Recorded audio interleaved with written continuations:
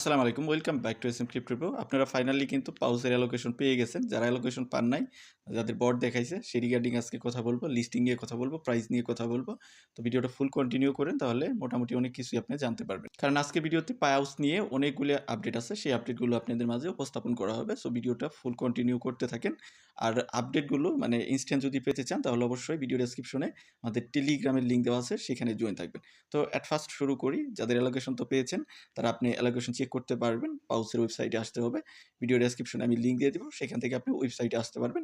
এসে আপনি অ্যালোকেশনটা চেক করতে পারবেন। তো এখন যারা অ্যালোকেশন পান নাই, তাদের জন্য কি করণীয়? যাদের রোবট দেখাইছে বা বট দেখাইছে, তো তাদের করণীয় হলো, আপনি যদি মানে বট হয়ে থাকেন বা রোবট হয়ে থাকেন, মানে যে এরকম যদি দেখায় যে রেজাল্ট রোবট, তাহলে আপনার করণীয় কি? তাহলে আপনার করণীয় হলো, এখানে একটা ফর্ম ফিল আপ করার তারা সিস্টেম দিয়েছে। বা আপনি চাইলে এখন আপিল করতে পারেন। আপিল করে আপনি মানে যদি আপনি ঠিক থাকেন, তাহলে আবার আপনি মানে অ্যালোকেশন পেতে পারেন। তো এটা আপনার ৭ দিনের মতো টাইম আছে। এখন ৭ দিন নাই।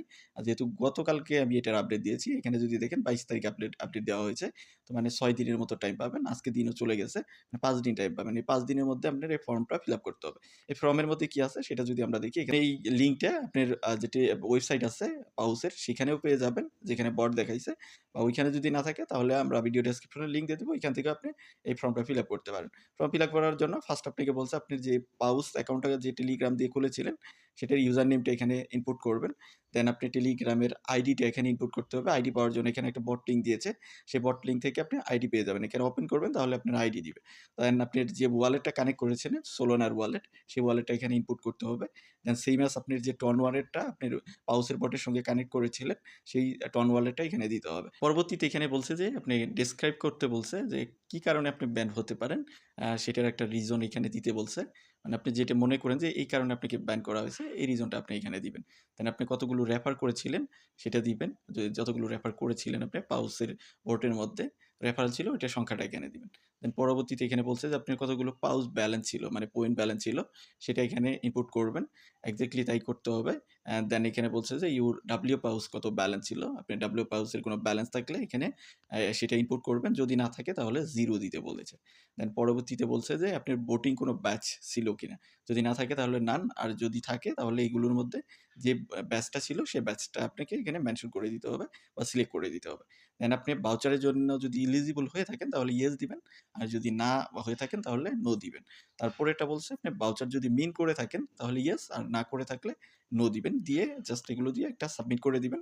দেন পরবর্তীতে সেটা তারা অ্যানালাইসিস করে দেখবে। যদি আপনি সঠিক হয়ে থাকেন, তারা মনে করে, তাহলে আপনাকে আবার অ্যালোকেশন দেওয়া হবে। তো এটা ছিল যাদের বট ছিল তাদের জন্য। তো এখন আসেন লিস্টিং এবং এটার প্রাইস কেমন হতে পারে। তো প্রাইজিং এর আগে যদি আমরা লিস্টিং নিয়ে কথা বলতে চাই, এখানে দেখেন আমি কিন্তু একটা পোস্ট আপনাদের জন্য করেছি। আপনি যদি দেখেন, তো লিস্টিং নিয়ে কথা বলার জন্য লিস্টিং এর সম্ভাব্য ডেট আমরা যেটা মনে করতেছি বা বিভিন্ন জায়গায় যেটা মানে দেখা যাচ্ছে, সেটা হলো মার্চের ফার্স্ট উইকে এটা লিস্ট হওয়ার পসিবিলিটি আছে। এবং আমি আগের ভিডিওতে আপনাদের কিন্তু বলেছিলাম যে এটা ডেক্সে লিস্ট হওয়ার পসিবিলিটি সবথেকে বেশি, মানে সোলোনার ডেক্সে লিস্ট হওয়ার পসিবিলিটিটা বেশি। সেটা আসলে শিওরলি বলা যাবে না। এই কয়দিনের মধ্যে কি ডেভেলপমেন্ট আসে, সেগুলো দেখে আমরা বলতে পারবো। তো এখন আসেন প্রাইজিং নিয়ে কথা বলি। প্রাইজিং নিয়ে কথা বলার আগে তাদের টোকেনমি আমাদের আগে অ্যানালাইজ করে দেখতে হবে। তাদের টোকেনমিতে টোটাল সাপ্লাই ১০০ বিলিয়ন, এর মধ্যে আপনি 2 বিলিয়নের মতো ভাউচার আছে। এবং আপনি যদি দেখেন ভাউচারের জন্য, পার ভাউচারের জন্য তারা যে টোকেন দিয়েছে, সেটা হলো ৮,৮৮৮ মতো পালস টোকেন একজন পেয়েছে, যদি ভাউচার মিন্ট করে কেউ থাকে। তো ইয়ারডপ আপনার ৬২.৫% কমোডিটির জন্য। এর মধ্যে ইলিজিবল ইউজার আপনার 4 মিলিয়নের কম। এর মধ্যে আপনার পাউসের টোটাল ইউজার ছিল আপনার ৭২ মিলিয়ন বা ৮০ মিলিয়নের মতো। তো ফার্স্ট স্টেপে তারা ২০ মিলিয়ন মানুষকে ইলিজিবল করেছে। দেন এখন ফাইনাল স্টেপে এসে তাদের এলিজিবিলিটির ফাইনাল যে রেট, সেটা হলো লেস দেন 4 মিলিয়ন, 4 মিলিয়নের কম। তাদের সার্কুলেটিং সাপ্লাই, মানে যখন তাদের লিস্টিং হবে, সার্কুলেটিং সাপ্লাই থাকবে ৫০ বিলিয়নের মতো টোকেন। ১০০ বিলিয়নের মধ্যে 50% টোকেন তাদের মার্কেটে আসবে। পরবর্তীগুলো আপকামিং ডেতে আস্তে আস্তে আসবে। তো যাই হোক, এখানে আপনি যদি ডাব্লিউ পাউস থেকে থাকে, পার 1 ডাব্লিউ পাউসের জন্য আপনি পাউস টোকেন পেয়েছেন ১৬টার মতো। এভাবে আপনি কাউন্ট নিজেও করতে পারেন যে আপনি কত ডাব্লিউ পাউস ছিল, তার বিনিময়ে কতগুলো আপনি পাউস টোকেন পেয়েছেন। তো এখন চলে আসেন যে এই যে সার্কুলেটিং সাপ্লাই 50 বিলিয়ন। তো এটাকে আমরা যদি মানে ক্যালকুলেট করা ট্রাই করি তাহলে আমরা বুঝতে পারবো যে প্রাইজিং কেমন হতে পারে। তার আগে আমাদের এক্সপেক্টেড একটা মার্কেট ক্যাপ ধরতে হবে।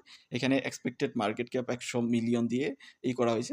আপনি যদি এটাকে নিজে কাউন্ট করতে চান এক্সপেক্টেড মার্কেট ক্যাপ দিয়ে যেকোনো মার্কেট ক্যাপ আপনি ধরতে পারেন। তাহলে আপনি কি করবেন? উপরে আপনি মার্কেট ক্যাপটা দিবেন যত এমসি আপনি মানে এক্সপেক্টেড ধরতে চান।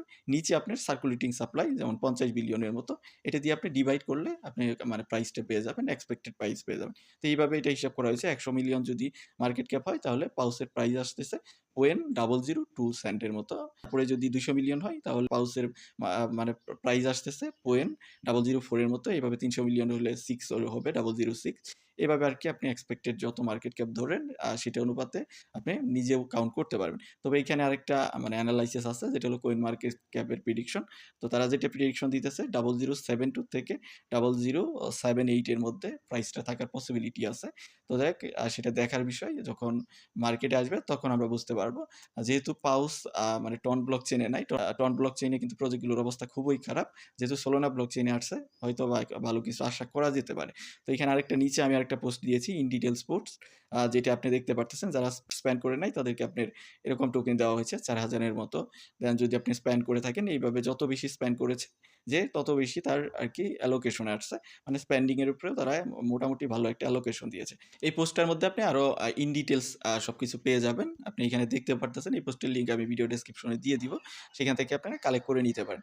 তো এই ছিল মোটামুটি আজকের ভিডিওর টপিক। মোটামুটি আমি কিন্তু সবকিছু আপনাদের মাঝে উপস্থাপন করার ট্রাই করেছি এবং আমার টেলিগ্রামেও আমি কিন্তু স্টেপ বাই স্টেপ আপনাদের সবগুলোই দিয়ে দিয়েছি। এখানে যদি থেকে থাকেন তাহলে আপনি পেয়ে গেছেন। আশা করি আপনাদের মানে মোটামুটি একটা ধারণা হয়ে গেছে যে প্রাইস কেমন থাকতে পারে। আমার যেটা মনে হয় প্রাইস হয়তোবা আপনার 00 4 থেকে 5 5 এর মধ্যে থাকার পসিবিলিটিটা বেশি। 100 মিলিয়নের বেশি মার্কেট ক্যাপ আসার পসিবিলিটি বেশি। যেহেতু সোলোনা ব্লকচেইন আসছে। তারপরে আসলে দেখার বিষয় মার্কেটে যখন আসবে তখন আমরা বুঝতে পারবো এবং কি ডেভেলপমেন্ট নিয়ে আসছে, কোন এক্সচেঞ্জারে লিস্ট করবে সেগুলোর উপরে বেসিস করে আমরা বুঝতে পারবো যে এটার প্রাইস কেমন হতে পারে। আমরা জাস্ট ওয়েট করবো এখন। আর যাদের বট আসছে তারা জাস্ট একটা আপিল করে রাখেন।